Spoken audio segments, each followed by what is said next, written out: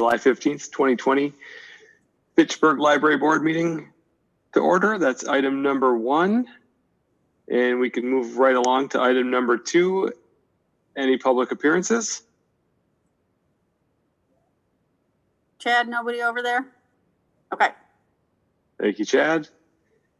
And we'll move on to then item number 3, approval of the minutes, and we will need a motion. I'll make a motion to approve the June 17th meeting minutes. And I will second.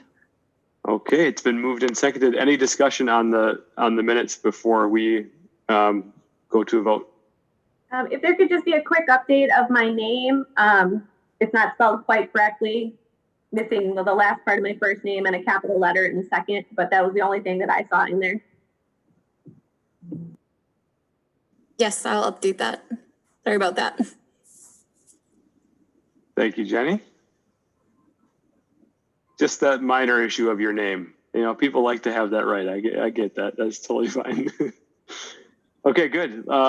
If nothing else, let's vote on the motion. All in favor, aye? Aye. Aye. Aye. Opposed, no? Okay, motion has passed. And we'll move right along to item number 4, the treasurer's report.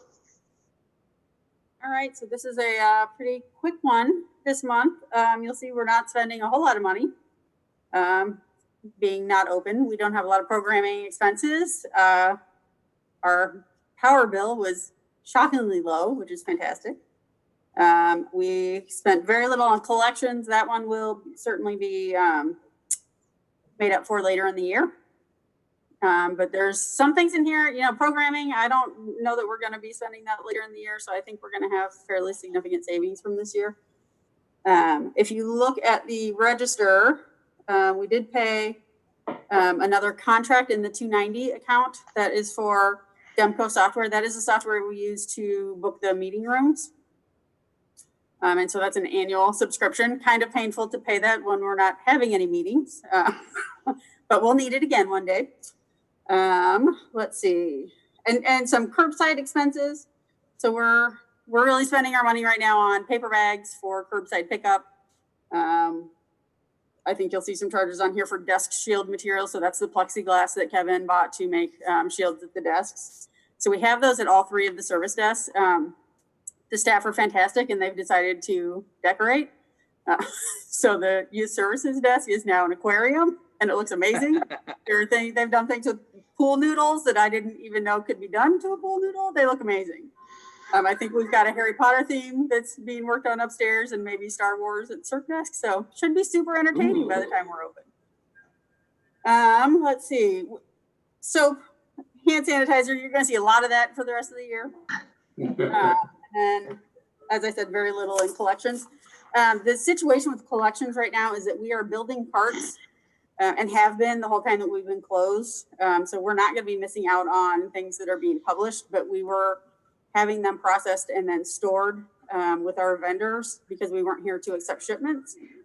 So we should see a pretty sharp uptick now that we are accepting deliveries again. That money should start going out again, but it's not that we weren't getting things ready. We just couldn't accept it and we get our invoices in the boxes. So we have not been paying invoices, which was all approved by the vendors. But I'm sure they'll be happy to see things moving again.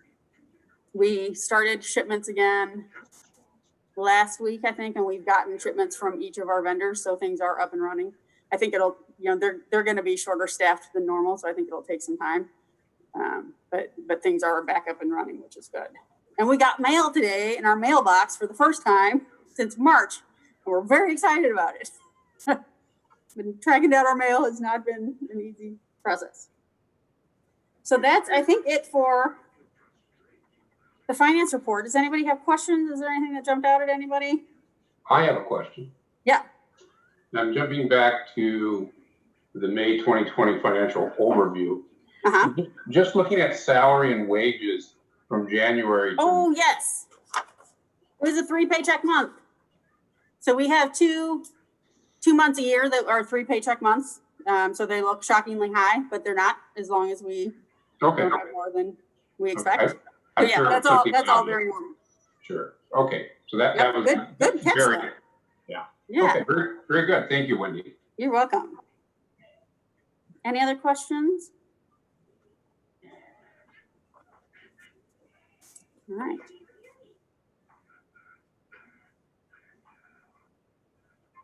So we should approve that. Okay, so we need a motion to approve the treasurer's report. Motion to approve treasurer's report. Second. It's been moved and seconded. Any further discussion? Okay, all in favor, aye. Aye. Aye. Aye. Opposed, no. And the motion passes. We can then move right on along to item number 5 on any unfinished business. Wait, can we back up? Sorry.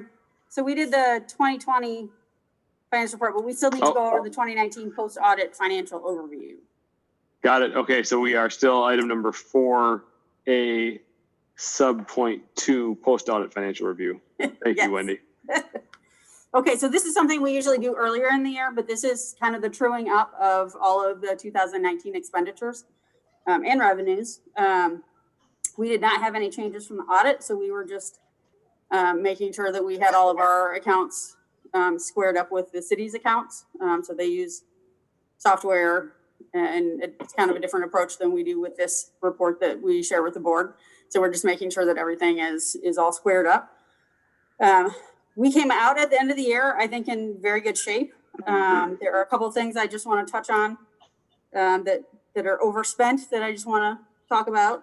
If we go into operating costs, so account number 310 was office supplies. Just a note here, so we are overspent here. It's been kind of an odd situation with this account that we have a library supply account, which is $340. And we have an office supply account, which doesn't really make sense. So I think sometimes one of them gets overspent and one of them doesn't. We did for 2020 move half of this account 310 into 340, so that 310 is going forward only going to be postage. So that should help us, I think, regulate that one a little bit better. The next one, and this one is always overspent. This is 340, so we're overspent there. But if you look down into the revenue section at the bottom in blue, and you look at miscellaneous revenue, that is over revenued, I call it. That's not a word. I made it up. So we brought in just about as much as we spent. So that evens itself out. That is often due to friends donations that we don't, we budget for a certain amount from the friends, but then often they're interested in doing other projects. And so that is where that money comes in and goes out. So that those two go hand in hand. And then you'll see restricted grant expenditure, the 5515/-510. So we spent $12,500.79 that we were not budgeted for. That's because it was a grant. It was through Beyond the Page, which is something we do with all Dane County libraries for humanities programming. And it was a multi-library grant. So this is it was a Disney themed grant that Liz Zimdars had planned for us, and I want to say 4 other libraries.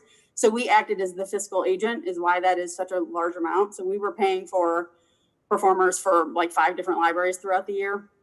And if you go down to the revenue area, you'll see there is the private donations general library, which we need to rename because that's not really what that is grant money that came in. So we brought in the $12,560 and spent the $12,500. So as long as those things go hand in hand, they don't worry me. We're not spending money that we don't have. We're spending money that we didn't expect to get. So that all works out. I will also point out that we have a revenue account, MCF endowment investment income. And that is, I feel like putting it here makes it look like that's a check that we got, and it's not. That is money that we have earned on our endowment, which is in the yellow area, the endowment at MCF. So that is money that will be added to that account for 2020, but is not money that really came in as a check. So when I add that into kind of the overview, what I think we're looking at in the pink box is that we're really putting about $100,000 into fund balance. So it shows 111 there, but we've got that 10,000 that's not actually cash, that's investment. So it counts a little bit differently. Misty really wants it to be counted as revenue because it is, but it doesn't, it sits a little bit differently than other money that we bring in. But I think $100,000 putting into fund balance at the end of what was a really very normal year for us, 2019, puts us in great shape. So, you know, we've got some expenses that we expect in the next couple of years. The sorter is going to need to be replaced. And I think this sets us up very nicely to do that. So I'm happy with how the year ended up. Any questions, anything that jumps out as a concern? I had something. It wasn't a concern. It was like an attaboy. Our utilities bill was $8,000 under what we had budgeted. So what do you attribute savings to? That's pretty awesome amount. Yes, and I think that's probably due to solar doing better than we expected. And we will have to take that into account as we budget for 2021 as well. It's going to be really hard, I think, to know where our energy costs are after 2020 because we've had those bills that are so low, which is amazing. And also remember that we've got the solar farm that we are invested in. Also, good news on that. Some other investor, I think, backed out. So when Phil Groupie came and talked to us about the solar project, and we had asked for 500 kilowatts. Is that? I'm not sure if I'm saying that right. Megawatts. And we were only given 250 because there was so much interest. I think with everything that's happened in the world, some other people have backed out. So I think we are going to get the 500 for the city. So that should, I hope, result in a further reduction of our power bills. So yeah, we're going in the right direction there for sure. Yeah. Excellent. Great. Any other questions? All right, then we should probably approve that as well. Okay, so we need a motion to approve the 2019 post-audit financial overview. So motioned. And I'll second. Moved and seconded. Any further discussion? Then let's vote. All in favor, aye. Aye. Opposed, no. And the motion passes. Now we can move on to item number 4B, the register, the May 2020 financial register. I think we talked about that with the overview. Oh yeah. Okay. So yeah, I think we're good there. We can move on to it and then move right past it. So we can move on to item number 5. Now, any unfinished business? Never. So we'll move on to item number 6, new business, 6A, public emailed questions or comments. I'm just going to double check all of my inbox, my clutter box, and my junk mail to make sure that we didn't get any. We did not.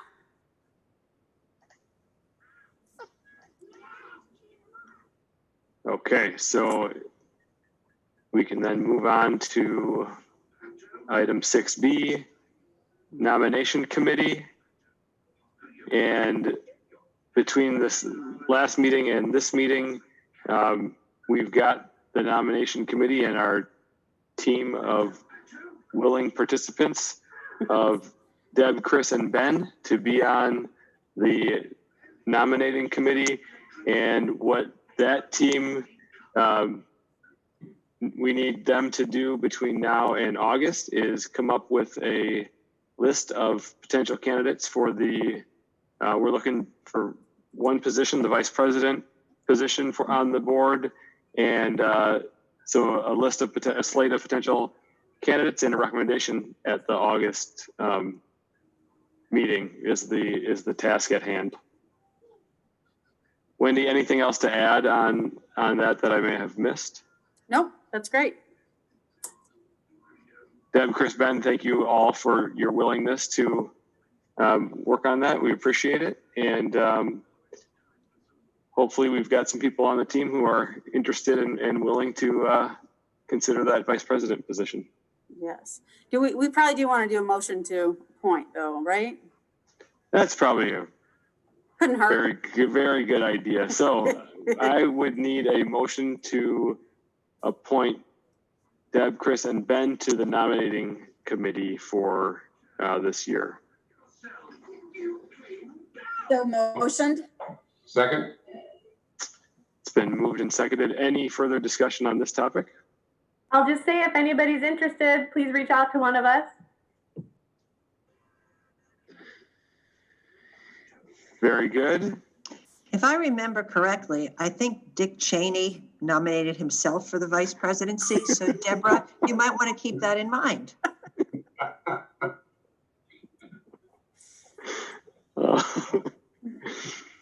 Okay, we can move to a vote. All in favor, aye. Aye. Aye. Opposed, no. And the motion passes. Thank you very much. Okay. Moving right along. Item 6C, 2021 budget. You'll notice that I did not send you a 2021 budget. It is not yet in a format for sharing. I'm working on all kinds of things now. I've had discussions with Misty in the finance department, and her instructions have been that we should budget as though COVID-19 does not exist. I know a lot of other municipalities are asking people to make some pretty significant cuts. I don't know if you saw news today about the Madison Public Library, but they're having to make some pretty serious cuts. They're closing the Monroe Street location for the next year, and they're eliminating, I think, 23 positions that are mostly vacant. They're also going to go fine free in that mix. So there's some good things coming out of that. But we are not at this moment in that situation. So my goal is to only have an increase where we absolutely have to. So we'll have increases in staffing costs because we have people that are in step ranges that will get increases. Health insurance will for sure go up. I think we've gotten some good news that Wisconsin retirement is not going to be increasing. So that's good news. We've also got a number of contracts in that 290 account that I think we can't control from going up. So our HVAC contract, our elevator contract, those all have built-in increases of usually between 3% and 5%. So of course I'm going to have to budget for that. I think everything else I'm just really going to try to keep flat. I don't think it's a year to add positions. I don't think it's a year to add programs or anything elaborate. I think status quo is going to be what we're going to go for. And I think with the hope that any increase in net new construction would offset the increases that we can't avoid. We are going to keep, as far as I know, keep the outreach librarian position in the budget, but I don't have plans at this time to fill it this year. I would think we would be hopefully doing it next year. I don't want to take it out of the budget. We worked so hard to get it. So I think it's important to keep it as if at all possible. And I do have a number of other places where I think we could shave off 1,000 here, 1,000 there if we are in a place where we need to get down a little bit. Certainly I'm keeping that in mind. My hope is that I will be sharing that with you probably in the next 2 weeks. I'll probably email it out and then we'll discuss it on the agenda at our next meeting. And at that point it will have gone to Misty and Finance. So we may have some more feedback on it about what kind of direction we need to go with it. So that's where we are with that. It's kind of an easy year to do it because I think everything just kind of stays the same unless it can't. So, yeah.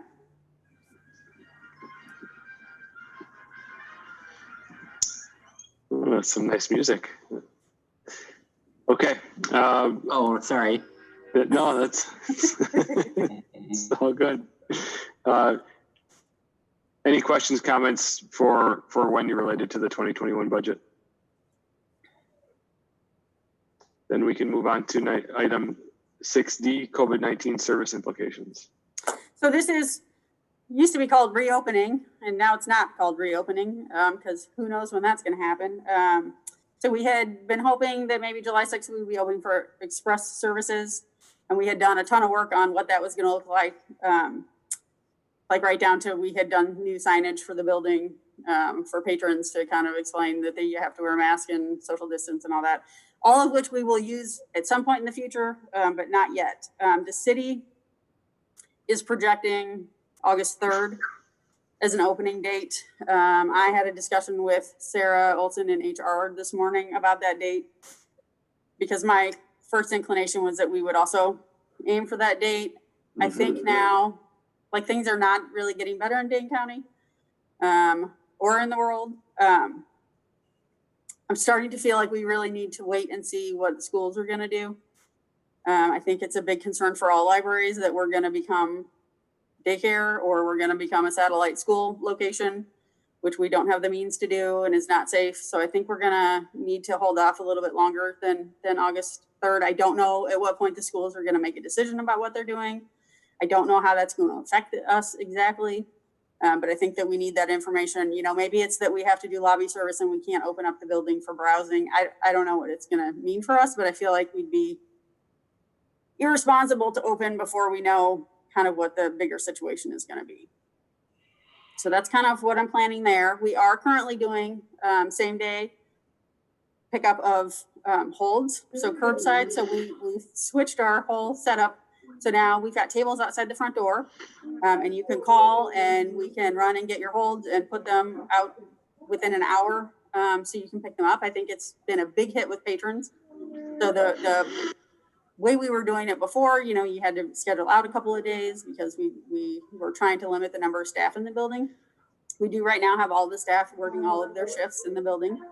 Everybody is being amazingly nice about wearing a mask every minute that they're in the building, unless they're taking a drink of water. I think we're all chronically dehydrated. So when you go back to work in a mask, just beware, drink a lot of water. But everybody's been great, and everybody's pitching in with curbside. So we've got youth staff working on it. We've got adult staff working on it. And patrons have been really, really great about it. So things are going as well as can be expected. We're still doing online programming, so we're doing as much as we can there. We are hoping to add, I hesitate to say this out loud before it's in process, but we're hoping to add pickup of summer reading prizes. So people have been doing summer reading program through the app and the online version. And we do have ice cream coupons, and everybody wants to get their hands on them. So I think we're going to have people be able to call in just like curbside, and we can put their prizes and coupons out for them. A lot of our prizes are free books, and for that, we're just going to give a voucher that's going to have to be redeemed when we're open. I just don't think there's any other way to do that. But I think that'll work out all right. What else? So delivery through South Central is coming 3 days a week. We're quarantining it for 3 days when it gets here. We are opening the book drop 6 days a week now, which is amazing because it is not quite the onslaught that we were having when we were only doing it a couple days a week. So we did have to buy, and you'll see this, I think, coming up next month probably as a purchase. We had to buy 6 extra bins to use for returns. So we're able right now to do 3 bins a day that were open. They have to sit for 3 days and then they can be processed. So we're in constant rotation of every bin has a date on it, a date and time of when you're allowed to touch that stuff. We spent probably $2,500 on extra bins, and we are not done yet. We are hoping to start being able to leave the book drop open like anytime that we have staff here. Fingers crossed someday we can leave it open overnight. I don't know when that's going to come, but we're going to have to, I think, order another set of 6 bins. So the city was given money through the state for COVID-19 expenses through the CARES Act. And Misty is working on, we've been coding, every time Jenny pays a bill of something that is COVID related, she codes it so that we are keeping track of what we're spending on it. So soap and hand sanitizer, and we just bought 2 new stands with antibacterial wipes that patrons will be able to use on computers. So all that kind of thing. And the expectation, Misty thinks, none of this is guaranteed, I think, until it actually happens. But the expectation is that we'll see an extra revenue stream sometime through this year that will cover those expenses, which is great. I mean, that's a huge help because we're going to spend $5,000 on bins that we didn't mean to spend. We have a lot of savings in other places, so I think it's fine either way, but it would be nice if that's covered. The other thing that I think is going to be covered, which is going to be great. So we talked last month about the external access point for Wi-Fi. And that part of that is going to be funded by a South Central grant. When I brought that up to Misty, she said that she thought it would be reasonable to pay the rest of that through the CARES money. So that includes wiring it. I was worried that the wiring was going to be very expensive, and that came back very reasonable at $400. So we are still waiting to hear from South Central to make sure that that grant is awarded, but hopefully that'll be going in, I would say, in the next month or two. But that'll be a great use of that. You know, right now we've got people every single day. I'm starting to recognize cars that are in the parking lot using Wi-Fi, and they have to be in the handicap spot because it's really the only place that you can get good access, which is most of the time fine. But if we're doing curbside pickup, then, you know, it'd really be nice to keep those free for actually people who have mobility issues. So that'll be a big improvement. And good One question. So you can pick up Wi-Fi currently from the library? You can, but it's very limited. You're only really able to pick up from the access points that are inside that happen to be strong enough to go out to the parking lot. Yeah. Because we don't have an external spot. So this should improve things drastically. Great. Good to hear. Yeah. So that's going to send Wi-Fi out to the upper parking lot to the street parking lot below. Which area? So I think it's just going to do our front parking lot, but I'm hoping it's going to do both sides of it. Okay. If we're very lucky, maybe it'll go up to the city hall side of it, but I will have to get out and do some testing. I don't know. And I think that's everything that I have to share about COVID-19 right now. That's kind of where we are. And I will absolutely keep you posted with emails as things change. But right now I feel like we're not in a panicked place. Like, things are going very smoothly. I feel like everybody's really pitching in to get done what we're getting done. The patrons are appreciative. I think we're in a really good place right now. Knock on wood that lasts for a little while before everything gets sort of thrown up in the air again. Oh. That's great, Wendy. Thank you for that update. Moving along to item number 7, President Report. The topic that I just wanted to talk through today will basically overlap with the personnel report coming up, but it is mid-year, which means it's time to do the Wendy's evaluation for the year. As we talked last time, instead of the Word document that everybody fills out individually and then gets collated, I've taken that and it's now in a Google form, which I will email out to the board members after today's meeting. The form in a lot of ways replicates that Word document. So it will start off with quite a bit of just overview and the definitions of the core values and the competencies and the rating scale. But then the actual filling out of and kind of scoring the values and competencies should be pretty simple and straightforward.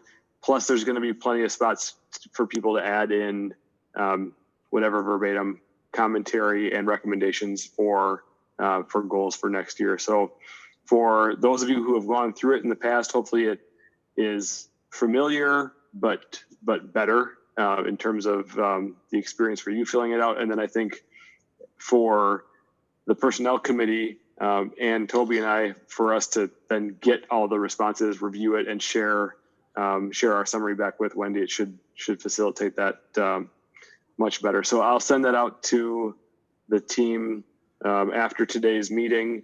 It will ask you when you fill it out to include your email address at the beginning of the form of the survey, if you will, which will let me make sure I'm getting responses back from the board members. And it gives you an option at the end to have your answers emailed back to you. So if you want your stuff and have a record for yourself, you'll have that ability as well. So that's kind of the process. What we'll do is I'll ask us to have all that information back by our August meeting. And then Wendy, I believe, is August where we have closed session.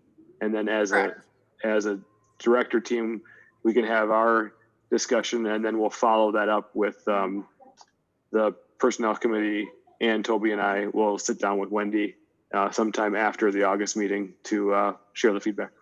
Yep. Any questions Randy, for you, this will be the first time, so feel free to reach out with any questions or comments. You're also in the unenviable position to be very new to the team, and so it's at times hard to provide a lot of feedback when you're this new. But as I've told people in the past, do what you can and reach out if you have any questions along the way. Okay. I think it's a frustrating experience the first time everybody does it, just if that makes you feel better going into it. It's kind of a strange experience to review someone that you don't spend a whole lot of time with. So, Well, I have to ask, who am I reviewing? Are you talking about personnel of the library? me. Wendy. Oh, Wendy herself. Yep. Oh, wow. This is going to be difficult. Well, not difficult, but okay. All right. It's an unusual experience, I think, the first time you do it. Yeah. Okay. Well, all right.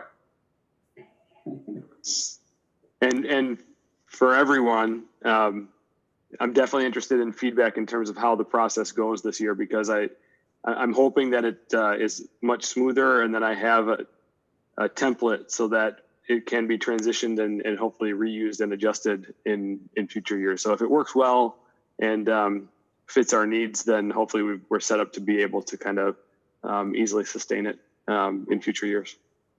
Yeah, that the collate functions of a Google Forms is going to be really, really useful. Mm-hmm.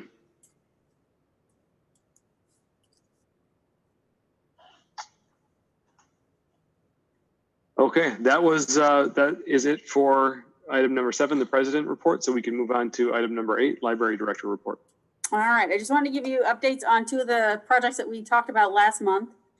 We talked about purchasing new RFID stations for the staff desks through Envisionware, which is a new vendor for us. We did place that order. They did arrive last week, and they are being installed tomorrow. The invoice I was expecting it to be around $8,000 for all 11 of these stations, and it came in at $6,560, which is great. They had included $1,000 installation fee, and South Central very helpfully pointed out that they could do that for us, and so we didn't need to pay it. So got that down a little bit. So yeah, we're very much looking forward to getting those installed. I think it will speed up our processing a whole lot. The other project we talked about was PC replacement. Those have arrived and are also being installed tomorrow. So we typically do about 1/5 of our computers every year. Combination of staff, patron, and laptops that check out. So Lisa is all over that project, and South Central is sending 2 people out to help install tomorrow. So we should be in good shape there as well. And that's all from me. Statistics continue to come out and not really mean anything. We're up a little bit because we're doing more curbside, but not a lot programming. There is a lot of talk on the state level about how we're gonna count program numbers. So if you're posting a story time on Facebook, does it count how many people view it, or did it have to be done in live time to count as something? I kind of feel like statistics for 2020 are out the window. I think we'll probably have to talk a lot at the county level about how, we do a lot of reimbursements based on circulation numbers. I think the smartest thing to do is to throw 2020 out the window and just use 2019 twice. But then I don't know what 2021 is going to look like, so that could make things more complicated. I think that when we get to the annual report in February of next year, it's going to be real interesting to see what, if any of these numbers really mean anything. But none of it can be helped, and so we'll just have to figure it out.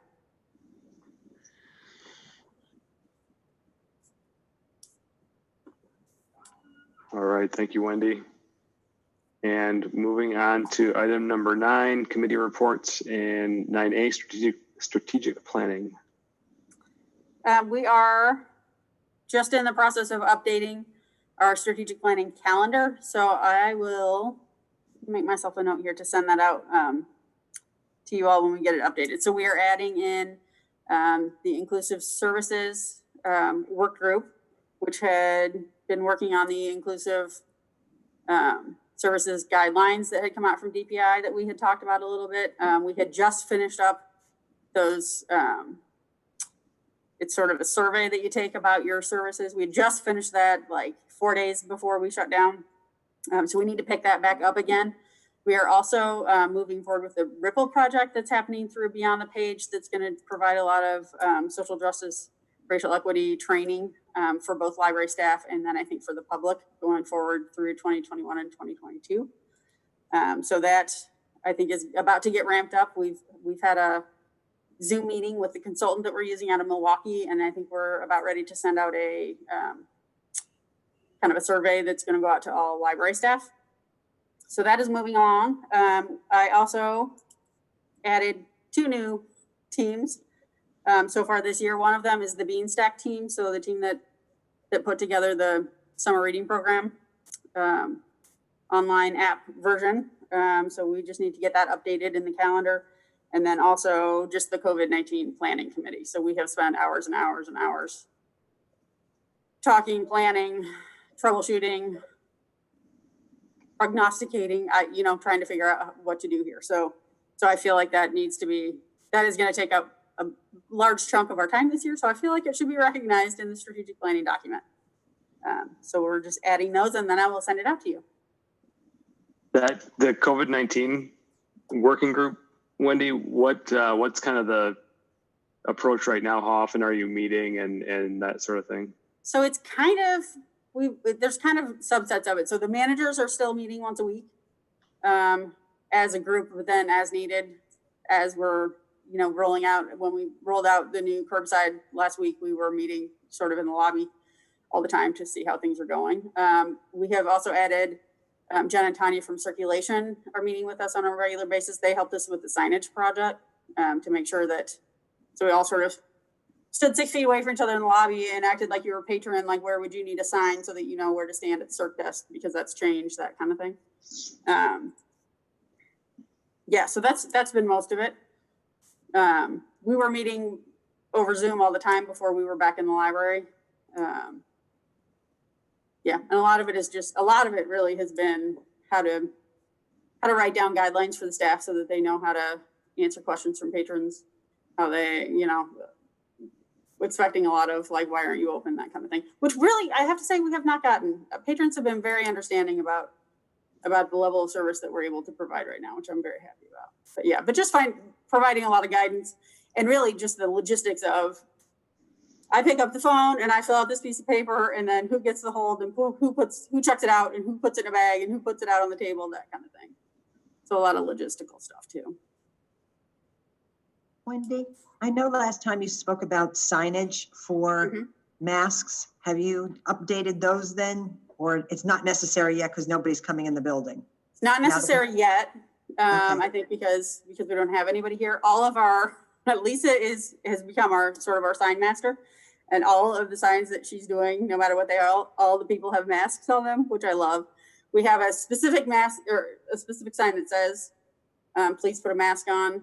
I don't know that I feel like the Dane County order changes a whole lot for us because if people say they can't wear one for medical reasons, we still have to, not a lot we can do about that. I'm hopeful that it makes people follow the guidelines on their own more. But Sure, we'll see. sure. Yeah. Okay.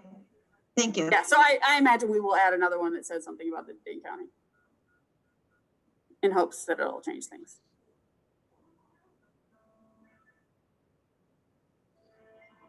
All right. Anything under facilities, Wendy? One thing, I got an email earlier this week from Phil Gruppe, who is the sustainability specialist for the city. He was the one that came and talked to us about the solar farm project. And he has gotten a report back from a consultant that is doing some, I guess, project work for the city looking at how to improve energy usage. And I was real excited about it because it had some numbers in there about switching out our fluorescent lights for LEDs. And it said it was only $8,000. And I got real excited about like, well, why don't we do that next week? Because that's great. And then when I asked for more detail, they didn't actually come into the library. They don't really have numbers that, I don't know. I feel like that was a real guess, even though it was like down to the penny about how much it was going to cost. So, but it did get me thinking, and Kevin having some conversations about, this would be an excellent time to be switching out LED. What our plan is, because we like all of our fixtures, is to bring in an electrician to rewire our current fixtures. For LEDs, we spend a lot of time and money right now. So when you have fluorescent bulbs, you have ballasts. And when a light goes out, you don't know if it's really a bulb or a ballast. And so you try the bulb, and if it's not the bulb, then it's the ballast, and those are expensive. And we're putting a lot of those in. We're 9 years old now, so I think everything's gone out at least one time. Kevin's been great, and he's been with his guys rewiring a lot of things. So like the big round light fixtures that are on the second floor have all been rewired to LED, and it requires half the number of bulbs, which is great. And there are no ballasts, so it's a much better system. We have a ton of lights that hang over our stacks, and I feel like this would be a great time to get somebody in there to redo it. So I don't know what the cost of that is. I feel like I thought it was going to be cheaper for a minute, and now maybe it's not, but I think it's something that Kevin and I might spend some time looking into to see if that's something that we could look into. We've got a fairly healthy fund balance. Maybe that's something we want to take advantage of this time to do. We would have to do a budget amendment. Like, we'd have to really think about how to do that, since we didn't budget for it. We weren't expecting it, but I think it's something we should probably look into. But I'll keep you posted on what I find out. Sounds great. And then the final committee report, personnel. Anything else on personnel that we should talk about?